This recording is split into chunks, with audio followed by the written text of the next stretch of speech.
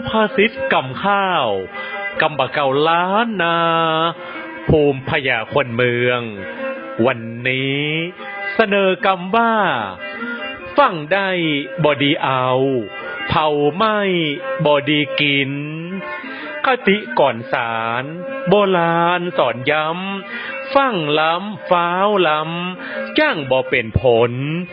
ยะหยั่งฟังฟ้าวจำอ้าวสับสนอนละวนสับเหนือสับใต้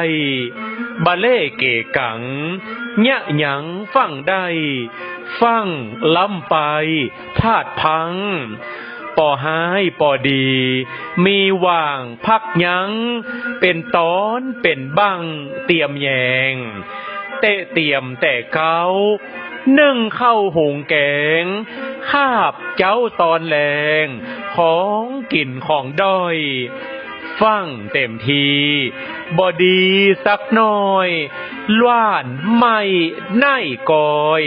นอกลิ้นลวดเลยเสียของจำต้องขว้างทิ้ง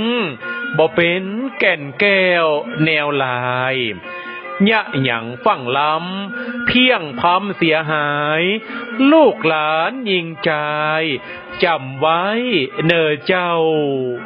สุกล้ำไม่ล้ำบ่เป็นดีกินลูกหลานใจยิงจำไว้เนอเจ้า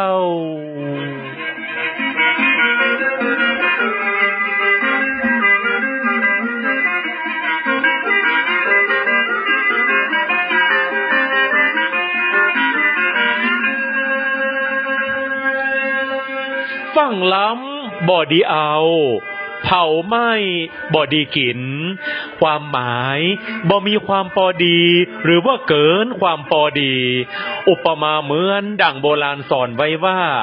ทำสิ่งใดฟังหรือว่ารีบจนเกินไปผลออกมาก็มักจักบ่พอดีเหมือนกันกับเนี่ยว่าแหมกินสุกล้ำไม่ล้ำก็บ่ดีกินคติสอนใจกระทำสิ่งใดๆมอกพอดีปองามปอหายปอดีสมเปิงกวนกับกาละเวลาเป็นสิ่งที่ดีสุภาษิตกำข้าวกำบะเก่าล้านนาภูมิพญาคนเมืองนำเสนอโดย